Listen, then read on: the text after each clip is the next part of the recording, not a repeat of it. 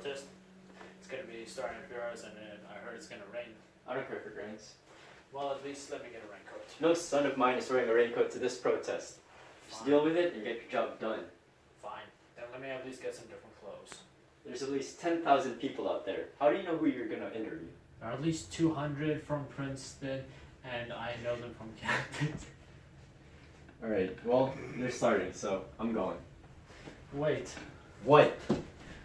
Sorry, what? Okay. Can we at least practice the interview? Like, you're making me do this, man. Alright. How long is it gonna take? It's 4 questions, and the protest only starts in a few hours. Fine. I'll get the chairs. So, what is your name? I'm Mr. Hardcastle. How far did you travel, and why did you do so? I traveled 30 miles to get here because I believe in my cause. About your reasons, there have been a lot of different protests started by a lot of different people, for a lot of different reasons. Like recently with the Pentagon Papers, and the increasing number of people complaining about racial discrimination within the draftees. So, what is your reason for protesting, and why do you think it's right? My first protest was in April of 1967. As MLK predicted, that was just the beginning of a massive outpouring of concern against this illegal and unjust war. I agree with him that this war is a mistake. This administration has caused innocent people to lose their lives, completely by chance, through the draft lottery. As long as innocent people are killed for no reason, I'll be at every protest in New York. Are you opposed to war in general? Or, if the administration had ended this more efficiently, would you still feel so strongly about the issues raised? Also, don't you think it might be a bit unpatriotic if you're protesting a war, especially if the communist domino effect is true, especially in Southeast Asian countries? Any war is a foreign policy issue on the part of the government. There's no reason for war when we can just start peace talks in an instant. Besides, this war isn't against China or Russia. It's against a colony trying to gain independence from a European power. Anyone who knows the principles this country was founded on knows that we are in the wrong. Communism by itself will not cause a domino effect, but reckless war against it will lead to more people hating the fight for democracy and being misguided towards communism. Nixon and other officials claim that this next offensive will bring them closer to victory. Do you think this is right? And if so, who do you trust and why? People who still trust Nixon at this point are stupid. After the Pentagon Papers and other government leaks, there's no reason to trust them. Everything Nixon says in regards to the war is just propaganda to get more funding. I choose to trust the information in the Pentagon Papers and an increasing amount of reporters who say this war just won't end in our favor anytime soon. If America wins, how will you feel knowing that you supported the wrong side in history?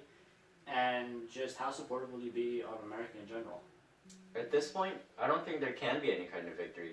We bombed so much of the region that the Vietnamese people don't have anything to return to anymore, no matter who leads them.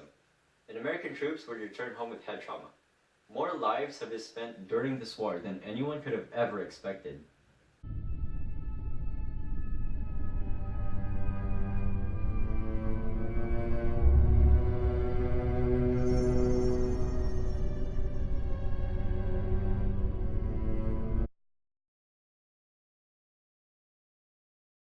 Take a seat. Thank you. Why is there a camera? I would like to review this later for some quotes. Don't mind the permanent setup. I'm not used to this field just quite yet. Fair enough. I have your father's files here as you requested. Thank you very much. Before we begin the actual interview, would you mind telling me a bit more about him, especially your last memories before he died? My last memory of your father was in 1972 when your father was in my office after a couple sessions. I began to believe that he was a very abusive person, especially verbal. I apologize for his rude behavior back then. But did he ever mention my mother?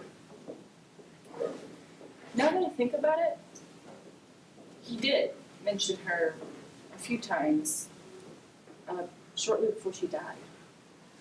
What did he say about her exactly? Fortunately, I can't say due to attorney-client confidentiality. Alright, let's start the actual interview then. I'm here with Miss Amber Fisher, a psychiatrist who's been tending to recent Vietnam veterans and who has noticed a disturbing trend amongst them. So, what trend have you noticed, Ms. Fisher, and how could this affect their future well-being?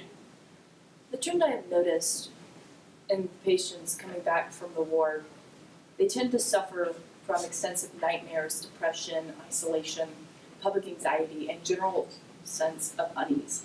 This trend has previously been referred to as shell shock. But just this year, the American Psychiatric Association recognized it as a mental illness, known as post-traumatic stress disorder, or PTSD. If not treated properly, this illness could come to ruin the lives of many veterans as it persists into their later lives, and they could become more susceptible to its effects. So, there seems to be a devastating issue for those who have risked their lives in the war. Have we found any cure to this condition as of yet? This condition is fairly new, so we don't know much about how to treat it.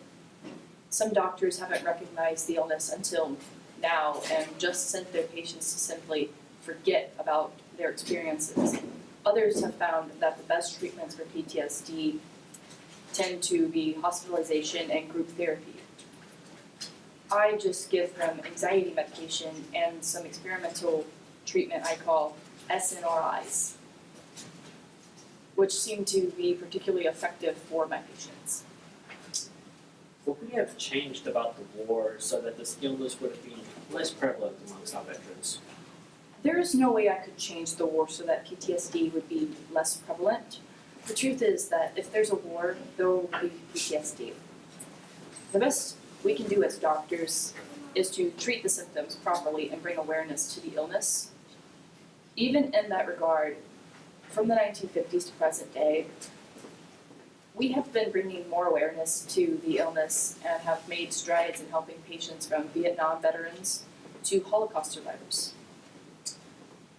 So, how would you advise that other people treat these veterans considering the possibility of their new condition? Should we keep them as civilians, just talking to them as we have before? If you're a civilian encountering a veteran as a stranger, you should treat them with respect and understand that they might suffer from PTSD. That's about all you can do as an average civilian without wasting time. If you have a family member or friend who is a veteran suffering from PTSD, however, the best course of action is to talk to them about their experiences. I've learned from my patients that they tend to feel isolated and need someone to talk to about their experiences so that they can familiarize themselves with and learn to confront them. If you could provide this assistance, do so. But if not, try to find other veterans your loved one can talk to about his experience. Well, thank you very much. This has been very informative. About not being responsible for anything that happens right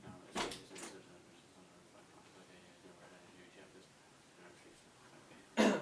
Oh, you were not supposed to be here till tomorrow. Well, do you want to... Well, okay. Do you want some wine? Get down!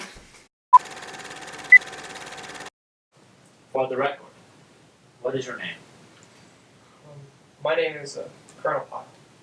So, Colonel Powell, I'd like to let you know that this is a safe place and you should lower any weapons right now. Thank you very much for that. So, Powell, how did your life experiences train you for Vietnam, and tell me about Nam in general? Well, my family wasn't a military family. We were farmers, actually. So, I was the last born in my family, and I knew I wasn't going to inherit anything. I didn't want to work any labor, so I decided, hey, why not join the military? I saw the stuff in World War II. I saw the praise that the soldiers got, and I thought I could get some of that. My parents put me through West Point somehow with the little money we had, and there I got my discipline. I got trained to such a degree that shooting became second nature. About your age, I've been told that you served in Vietnam for 5 years, and you were 25 when you started. That means you were both older than most recruits and served longer.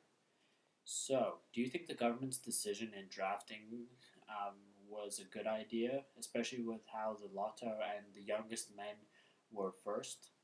Well, I didn't appreciate the draft. Honestly, it brought in basically kids, people, 19-year-olds, just boys. It raised anti-war sentiment back at home, and honestly, that's why we lost the war, I think. I know you must be a bit difficult talking about all these topics, so I just want to make sure. Are you comfortable? Is there anything I can do? Would you like some more to drink? Just you know. Okay. These are just our many questions.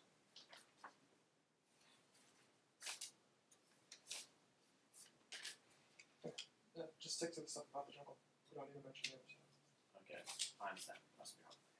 So, just want to make sure. Are you ready? Yeah. Okay. Then listen to you. I heard your experiences vary a lot. I don't expect everything to be a Mile Line massacre. What was the war like to you? How did you feel? What did you think? Was it devastating to Vietnam in your opinion? What are your opinions? Most of the war was just marching, aimlessly marching. Marching from one village to the next, marching in circles, advancing, retreating, marching for marching. Simply, it was just mismanagement from command. No one knew what to do. The Viet Cong came from the left to the right.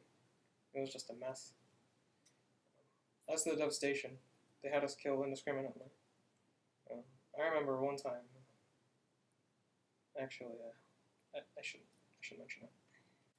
In your opinion, do you think you were trained properly?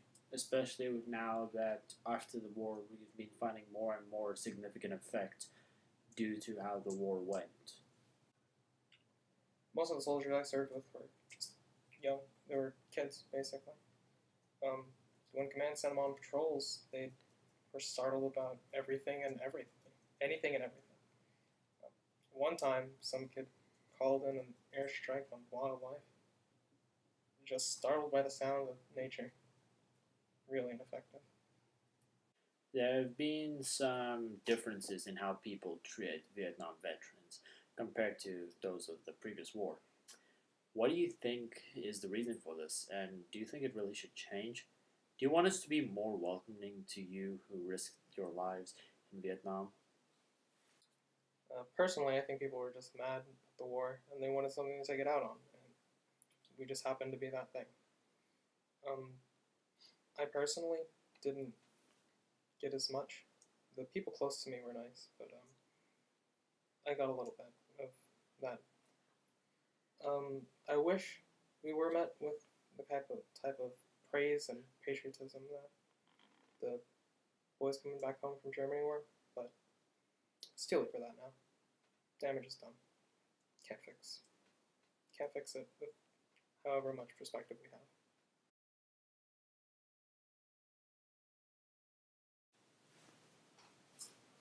Hello, is this Mr. Mendel Rivers' office? Ah, thank you. I'm a journalist of the New York Times, and I was wondering if I could schedule an interview for an article I'm writing with Mr. Rivers. It's about the Vietnam War. Thank you very much. I will see you then.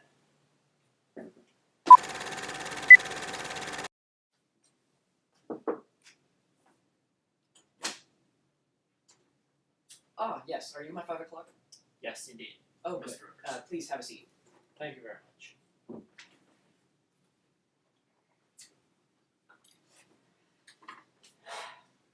So, are you ready for the interview? Yes, I heard you had some questions about Vietnam. Yes, I do. Thank you for seeing me, by the way. So, There was an intense fear of communism amongst the country a few years before the war, and as seen by the success of Senator Joseph McCarthy, you know, this fear of communism that we've been thought to see as the driving force. Can you tell me about this Red Scare that influenced the public and congressional support for this war?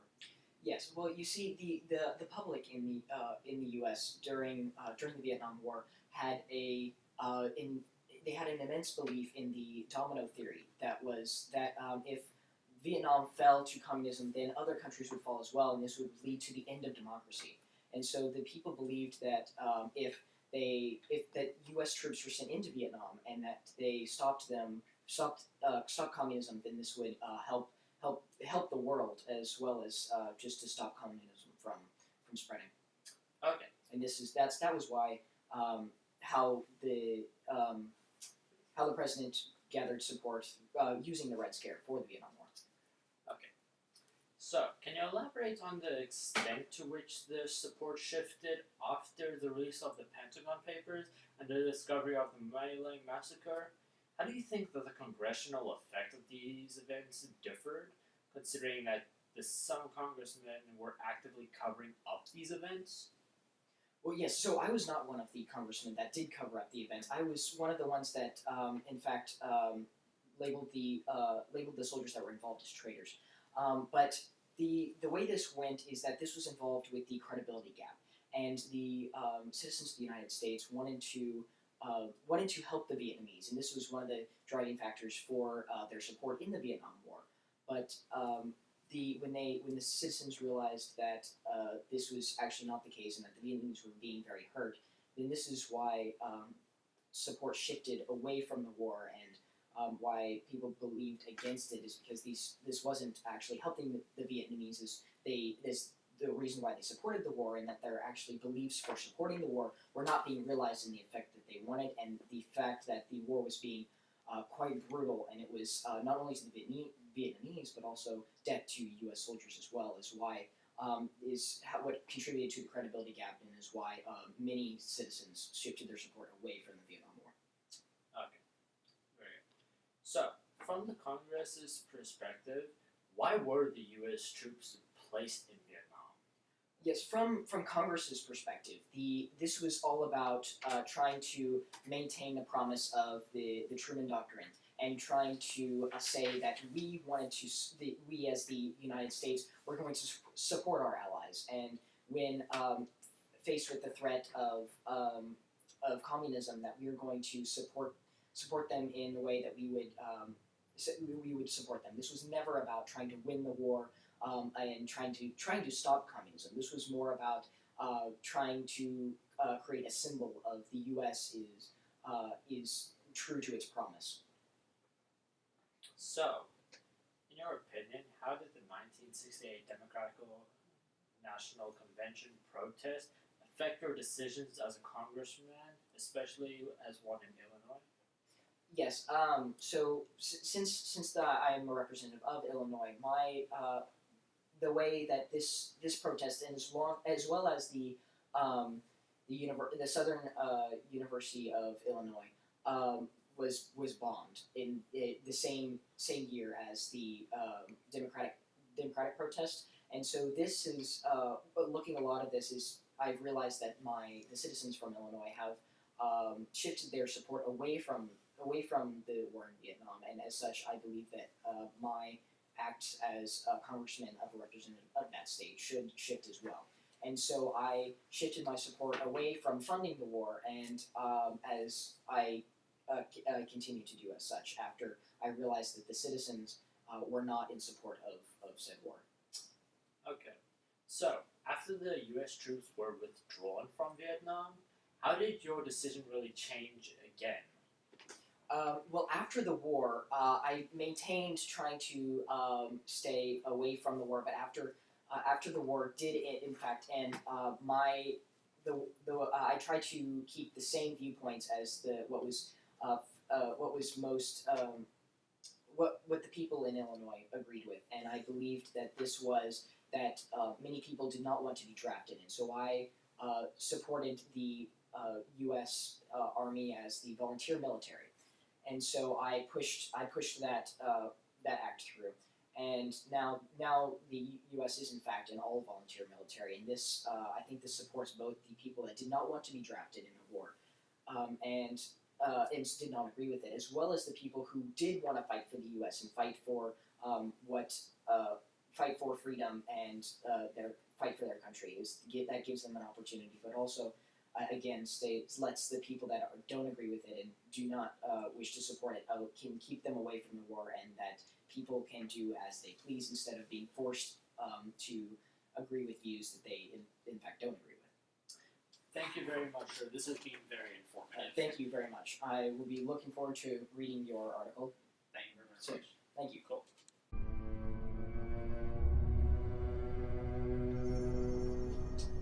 Cheers.